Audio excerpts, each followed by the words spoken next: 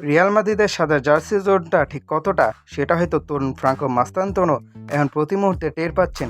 সবশেষ ম্যাচে ৩৫ মিনিটে একটা সুযোগ পেয়েছিলেন এই আর্জেন্টাইন বিস্ময় বালক, কিন্তু সত্যি বলতে সেই ৩৫ মিনিটে চোখে পড়ার মতো তেমন কিছুই করতে পারেননি।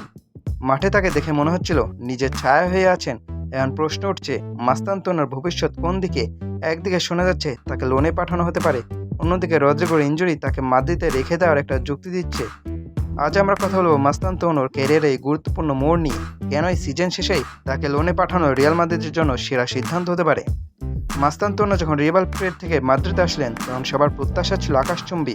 তার স্কিল, তার ভিশন নিয়ে কারো মনে কোনো সন্দেহ নেই, কিন্তু মাদ্রিদের মতো বড় ক্লাবের চাপ সামলানো অন্য যে কোনো জায়গার চেয়ে কঠিন। সবশেষ ম্যাচে তার পারফরমেন্স বিশ্লেষণ করলে দেখা যায় সে এখনও পরিবেশের সাথে পুরোপুরি মানিয়ে নিতে পারছে না। এটা এমন না যে সে ফুটবল খেলতে জানে না, বরং ইউরোপের টপ লেভেলে ফুটবলার সান্তিয়াগো বার্নাব্যুর প্রত্যাশার চাপটা তাকে কিছুটা আড়ষ্ট করে ফেলেছে। তার ভেতর যে অসীম সামর্থ্য আছে সেটা এই মুহূর্তে মাদ্রিদের বেঞ্চে বসে ফুটে ওঠা প্রায় অসম্ভব। আমার মতে এই সিজন শেষে হওয়ার সাথে সাথেই মাস্তান্তোনকে কোনো ছোট বা মাঝারি মানের ক্লাবে লোনে পাঠানো উচিত। কেন? কারণ একজন তরুণ খেলোয়াড় ডেভেলপমেন্টের জন্য সবচেয়ে বড় ওষুধ হলো ম্যাচ টাইম। রিয়াল মাদ্রিদ এখন যে পরিমাণ কম্পিটিশন, তাতে মাস্তান্তোনো নিয়মিত খেলার সুযোগ খুব একটা পাবেন না, বিশেষ করে যখনই বড় কোনো ম্যাচ আসবে। আরবেলা অভিজ্ঞদের ওপরই ভরসা করবেন, ফলে মাস্তান্তোনোর মতো প্রতিভা স্রেফ ডাগআউটে বসে নষ্ট হওয়ার একটা ঝুঁকি থেকে যায়।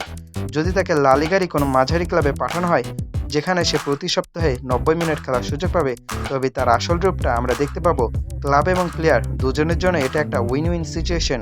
অনেকে হয়তো বলবেন রদ্রিগো এখন ইনজুরিতে আছে, তাহলে ব্যাকআপ হিসেবে তো মাস্তান্তোনোকে দরকার। কিন্তু প্রশ্ন হলো স্রেফ ব্যাকআপ হিসেবে ৫-১০ মিনিটের জন্য মাঠে নেমে কি তার ক্যারিয়ারের উন্নতি সম্ভব? মাস্তান্তোনোকে আমরা ফেদে ভালভার্দে বা ব্রাহিম দিয়াজের মতো তৈরি হতে দেখতে চাই, আর তারা দুজনেই কিন্তু লোনে গিয়ে নিজেদের জাত চিনে তবেই মাদ্রিদের মূল্যাঘাত সে জায়গা করে নিয়েছেন। মাস্তান্তোনোর জন্য সেই একই পথ অনুসরণ করাটা বুদ্ধিমানের কাজ হবে।